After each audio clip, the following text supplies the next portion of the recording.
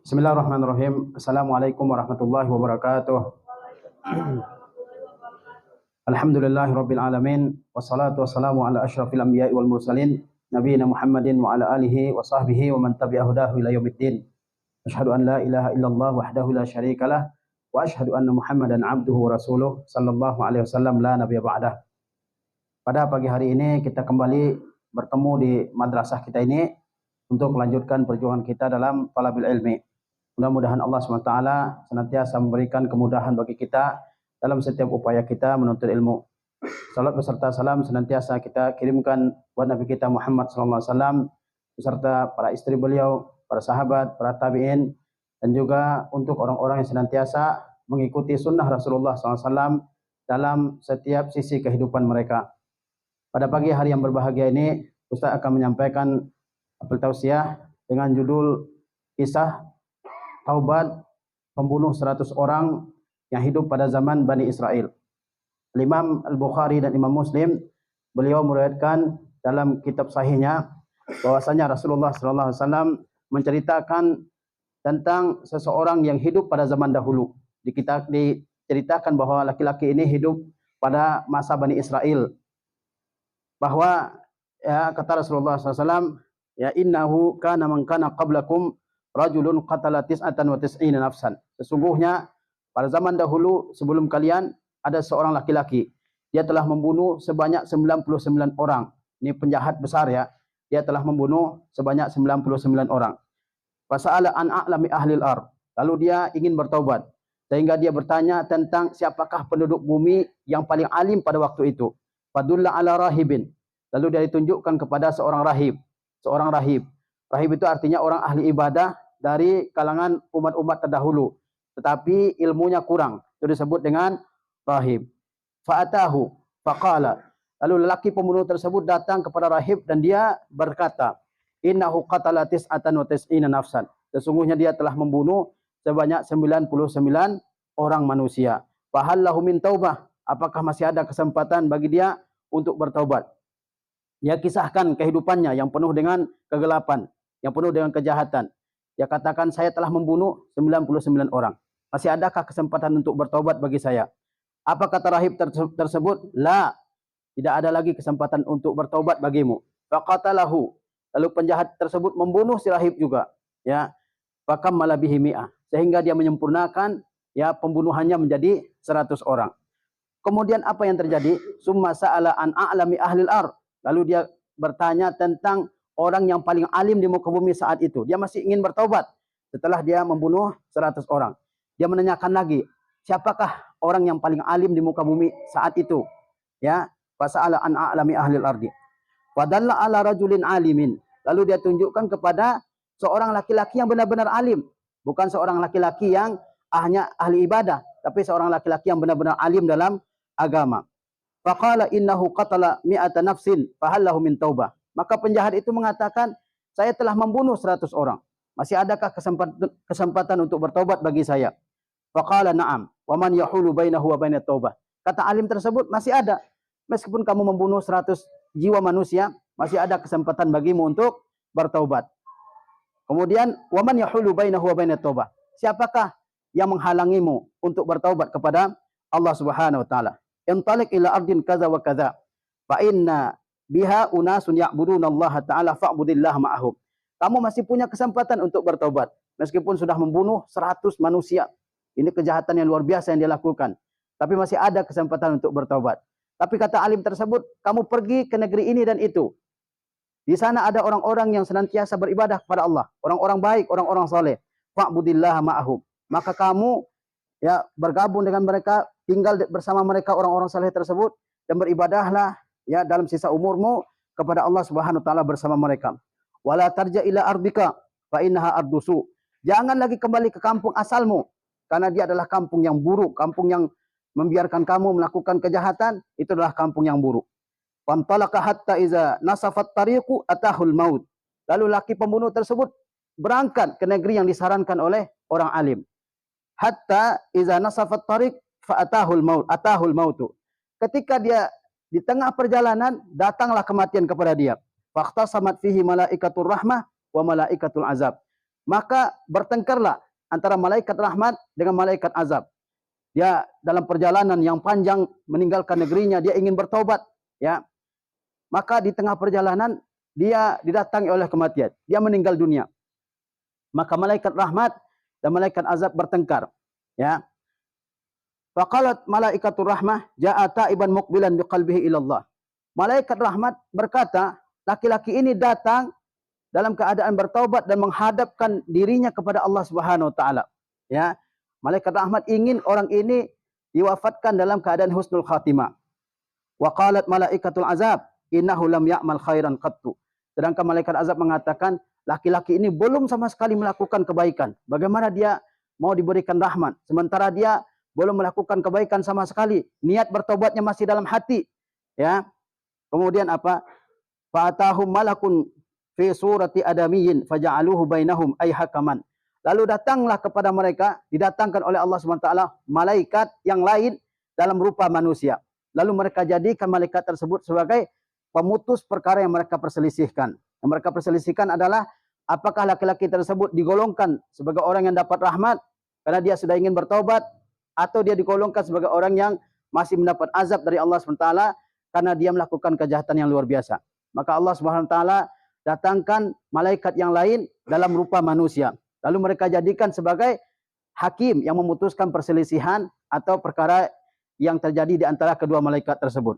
Apa kata malaikat yang datang dalam rupa manusia tersebut? Qisu ma bainal ardain fa ila ayyatihima kana adna fa huwa lahu. Kalian ukur ya antara dua bumi. Antara dua bumi, yaitu bumi tempat dia dulu bermaksiat dan bumi yang ingin dia tuju. Mana yang lebih dekat dia? Apakah ke bumi yang akan dia tuju, atau dia lebih dekat ke bumi, ke negeri yang dia dulu melakukan maksiat di sana? Faqasu. Lalu dua malaikat tersebut mengukur, orang ini lebih dekat ke mana? Dia meninggal belum sampai ke negeri yang ingin dia tuju. Dia belum sampai ke negeri yang ia ingin bertobat di sana. Dia masih dalam perjalanan. Ya, diukur oleh kedua malaikat tersebut. Mana yang lebih dekat? Apakah dia lebih dekat ke negeri yang ingin dia tuju, yang ingin dia bertobat di sana, atau dia lebih dekat ke negeri yang dia dulu bermaksiat, berbuat dosa di sana? Fawajaduhu adna ilal ardi allati arada. Ternyata malaikat mendapati orang tersebut lebih dekat. Dalam riwayat dikatakan, dalam riwayat lain dikatakan lebih dekat satu jengkal, ya, kepada bumi yang akan dia tuju, kepada negeri yang akan dia tuju. Faqabadathu malaikatur rahmah. Lalu malaikat rahmat mencabut nyawanya. Ini adalah kisah yang dikisahkan oleh Rasulullah SAW mengenai seseorang yang telah melakukan begitu banyak kejahatan di muka bumi ini. Membunuh satu orang jiwa manusia saja dosanya luar biasa. Apalagi membunuh sampai 100 jiwa manusia. Ini tentu dosa yang luar biasa. Dan di negeri yang penduduknya membiarkan saja. Ini tentu negeri yang buruk. Sebagaimana kata alim tadi, fa inna ardaka ardusu. Sungguhnya negeri kamu adalah negeri yang buruk. Orang membunuh dibiarkan saja. Tidak ada hukum yang ditegakkan kepadanya sehingga dia terus melakukan kejahatannya. Ya. Kisah ini oleh para ulama dijadikan sebagai dalil bahwa betapapun besarnya dosa manusia, mereka masih mendapatkan kesempatan untuk bertaubat kepada Allah Subhanahu wa taala. Dan dari hadis ini para ulama mengambil beberapa pelajaran. Di antaranya membunuh adalah salah satu dosa yang sangat besar dosanya, dan perbuatan yang diharamkan oleh Allah Subhanahu wa taala, disediakan azab yang pedih dari Allah Subhanahu wa taala. Seperti yang kita lihat pada zaman sekarang ini. Begitu banyak kasus-kasus pembunuhan yang terjadi karena ya berbagai macam sebab. Ini jangan sampai pernah terjadi di antara kita. Apapun masalahnya, jangan sampai terjadi pembunuhan ini karena dia merupakan dosa yang besar. Kata Allah Subhanahu wa taala, "Wa may yaqtul mu'mina muta'ammida fajazaohu jahannam." Barang siapa yang membunuh seorang mukmin dengan sengaja, fajazaohu jahannam, maka balasannya adalah neraka jahannam.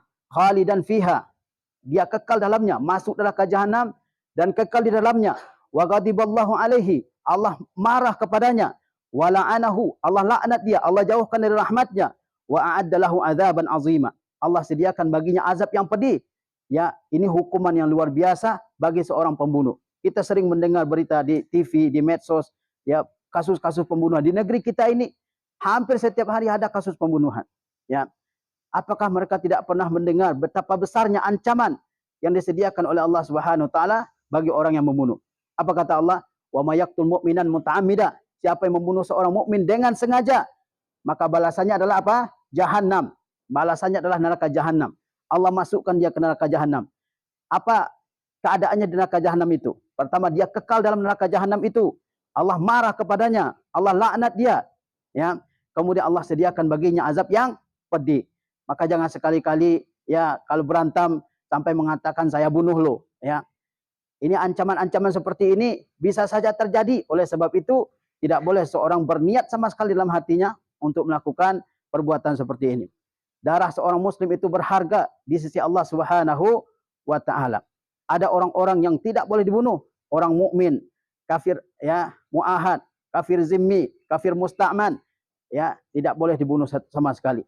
Hanya satu saja jenis kelompok manusia yang boleh dibunuh, yaitu orang-orang kafir yang sedang berperang dengan kaum muslimin. Hanya itu. Selebihnya tidak dibolehkan, ya. Kemudian pelajaran yang kedua yang diambil oleh ulama dari hadis ini, bahwa kita harus bertanya kepada ahlinya dalam setiap bidang ilmu. Lihat pembunuh tadi.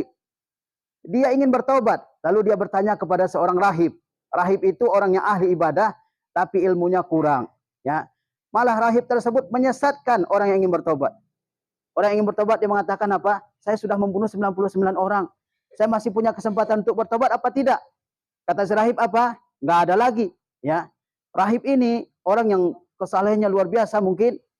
Dia melihat kejahatan pembunuh ini luar biasa ini. Sampai 99 dia bunuh.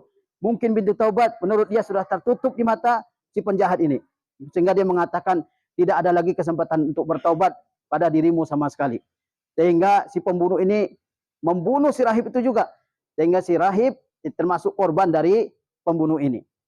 Makanya ulama mengatakan kalau kita bertanya kepada yang ahli supaya kita tidak disesatkan. Ya, supaya kita tidak disesatkan. Kata Allah Subhanahu wa taala, "Fas'alu ahla dzikri in kuntum la ta'lamun." Tanya orang yang mengetahui jika kalian tidak mengetahui. Kalau kita tidak mengetahui, kita harus bertanya kepada orang yang mengetahui supaya hilang kejahilan, ketidaktahuan dalam diri kita. Jangan puaskan diri kita dengan ketidaktahuan. Karena banyak orang yang puas dengan ketidaktahuan. Berpuluh-puluh tahun mengatakan saya awam, saya nggak tahu. Bagaimana nggak tahu? Sementara kesempatan untuk mendapatkan ilmu, ya menuntut ilmu ada di hadapannya. Jangan sampai puas dengan keawamannya, ya. Sehingga dia harus bertanya, ya pada setiap masalah agama yang dia dapati. Kemudian kalau bertanya, bertanyalah kepada ahlinya.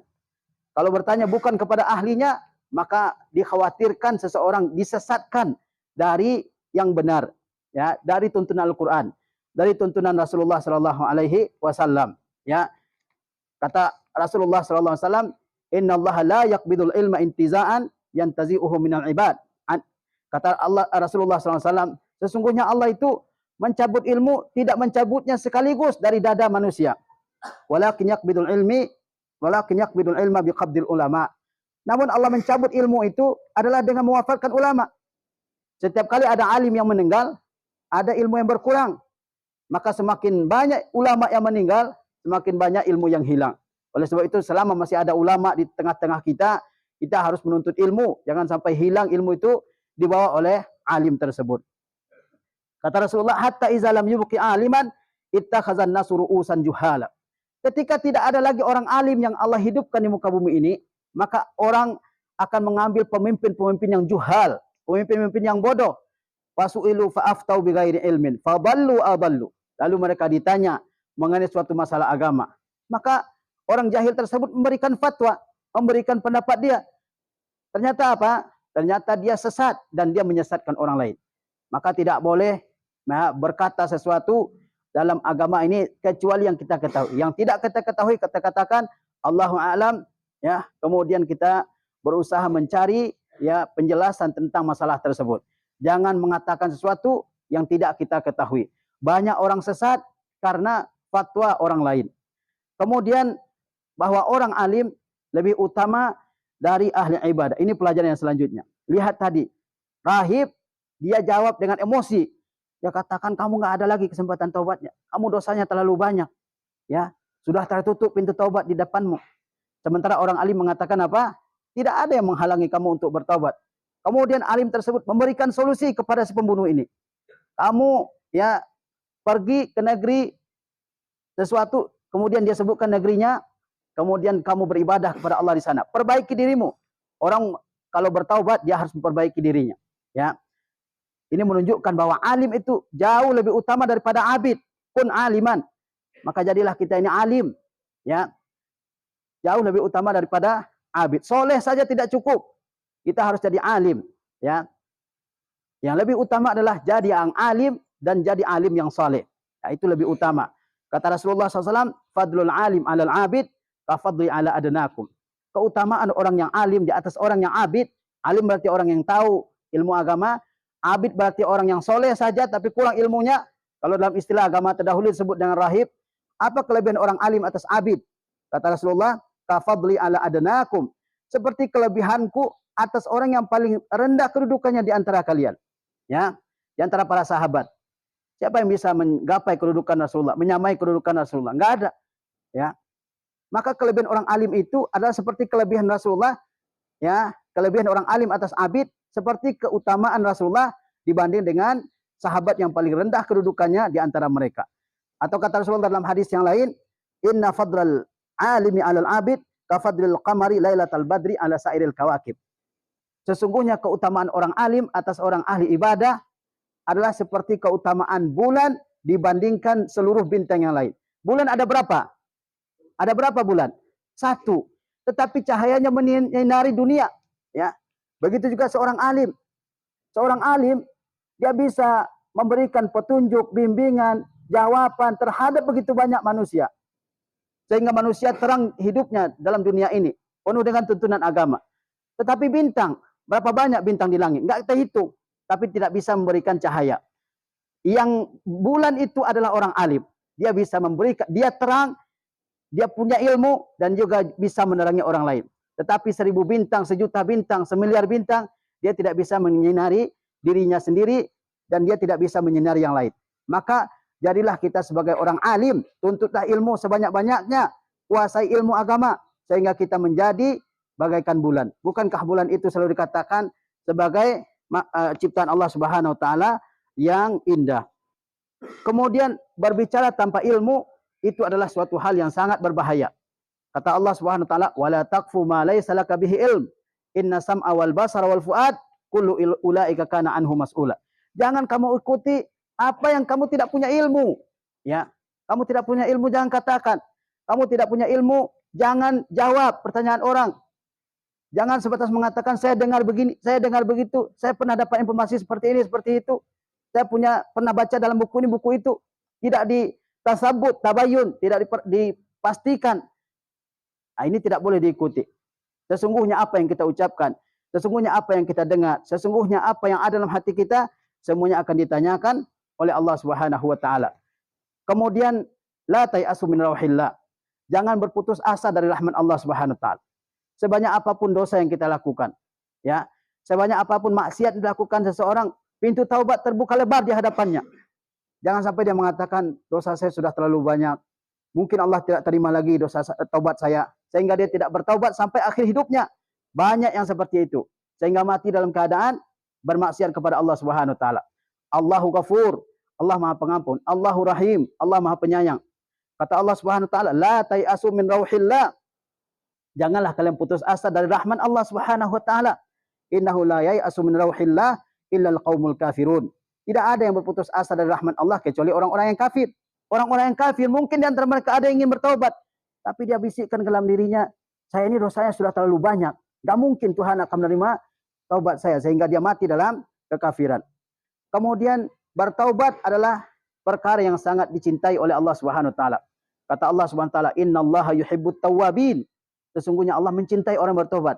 Kalau kita bersalah, lalu kita bertaubat kepada Allah, mohon ampun kepada Allah atas dosa kita, kita bukan dimarahi, dibenci oleh Allah, tapi disayangi. Kata Allah, "Innallaha yuhibbut tawwabin."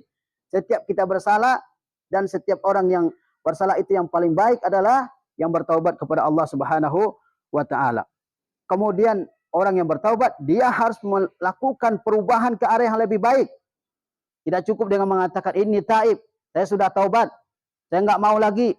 Ya, tapi keadaannya setelah dia mengatakan bertaubat dengan keadaannya sebelum bertaubat sama saja. Ini bukan taubat. Ya, taubat orang yang bertaubat kepada Allah, keadaannya setelah taubat jauh lebih baik daripada keadaannya sebelum bertaubat. Kata Allah SWT, illal ladzina tabu wa aslahu wa bayyanu faulaika atubu alaihim wa ana tawwabur rahim. Kecuali orang-orang yang benar-benar bertaubat. Ayat ini adalah terkait orang-orang yang menyembunyikan ilmu. Nah, mereka dapat laknat dari Allah, dari malaikat, dari nas, dari semua alam semesta ini, kecuali orang yang bertaubat. Ya, taubat dari menyembunyikan ilmu. Wa aslahu, dia memperbaiki diri. Ya, dia memperbaiki dirinya. Keadaannya setelah dia bertaubat lebih baik daripada keadaannya sebelum bertaubat. Wa bayyanu, dia terangkan. Dulu dia menyembunyikan ilmu, sekarang dia terangkan ilmu tersebut. Kata Allah, faulaika atubu alaihim. Mereka lah orang-orang yang aku berikan taubat, kata Allah SWT. Mereka lah orang-orang yang diampuni oleh Allah Subhanahu wa taala. Ya, wa ana tawwabur rahim, dan aku Maha Pengampun lagi Maha Penyayang. Kemudian selanjutnya, seseorang penting untuk memiliki lingkungan yang sehat. Lingkungan yang sehat dari segi akidah, dari segi keimanan. Ya, karena seseorang berbuat jahat karena pengaruh teman-temannya. Ya, karena pengaruh lingkungannya. Lingkungan yang jahat akan menghasilkan manusia yang jahat. Perhatikan siapa teman-teman antum. Ya, perhatikan siapa teman-teman antunna. Tidak ada orang yang menjadi jahat dengan sendirinya. Orang menjadi jahat adalah karena teman-temannya. Kata orang, ada 5 orang yang paling mempengaruhi manusia dalam hidupnya. 5 orang itu siapa? Di antaranya adalah teman-temannya. Perhatikan siapa teman kita. Qurana usu, teman-teman yang buruk. Mereka lah yang membawa seseorang ke dalam kejahatan. Ya, kata Rasulullah SAW, ar-rajulu ala dini khalilihi, falyanzur ahadukum man yukhalil. Seseorang itu tergantung kepada agama temannya. Maka hendaklah seseorang memperhatikan siapa yang dia jadikan sebagai teman baik. Lihat laki-laki tersebut, laki-laki pembunuh 100 orang tadi. Dia tinggal di mana? Ardusu, negeri yang buruk, negeri yang penuh dengan kacauan, negeri yang penuh dengan kejahatan. Orang berbuat jahat tidak dihukum, malah mungkin dibiarkan, malah mungkin didukung. Itu negeri yang buruk. Mereka membiarkan kejahatan. Karena dia tumbuh di lingkungan seperti itu, dia pun menjadi manusia yang buruk. Sehingga membunuh pun tidak menjadi masalah bagi dia. Ya. Sehingga membunuh pun, menumpahkan darah manusia tidak menjadi dosa bagi dia. Ya. Sampai akhirnya dia bertobat. Oleh sebab itu kita penting memperhatikan lingkungan kita. Kalau teman-teman kamu mengajak kepada kebaikan, ikuti. Kalau teman-teman mengajak kepada keburukan, jangan diikuti. Kamu tanya seluruh penjahat-penjahat di dunia ini, apa awal kisah kejahatannya? Apa sebabnya? Rata-rata mengatakan apa? Karena pengaruh siapa?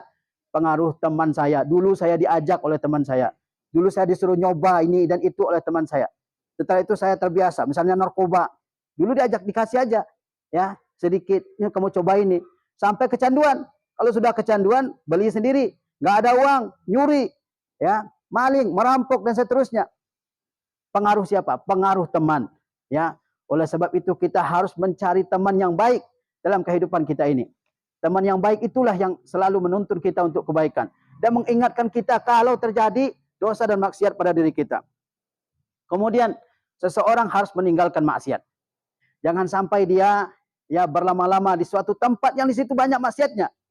Kata Rasulullah SAW, al-muhajir man hajara manahallahu anhu. Orang yang benar-benar hijrah itu adalah orang yang meninggalkan apa yang Allah larang. Itu yang benar-benar hijrah. Bukan sekedar pindah dari suatu tempat ke tempat yang lain. Tapi meninggalkan apa yang dilarang oleh Allah Subhanahu wa taala. Barangkali ini yang bisa saya sampaikan dalam kesempatan kali ini. Mungkin masih banyak fawaid yang diambil oleh ulama dari hadis yang mulia ini. Kita harus mengambil setiap pelajaran dari setiap hadis-hadis yang disampaikan oleh Rasulullah SAW. Jangan sampai lewat begitu saja di kuping kita. Ya. Wassallallahu ala nabiyina Muhammad wa ala alihi wasahbihi wasallam. Wassalamualaikum warahmatullahi wabarakatuh. Alhamdulillah.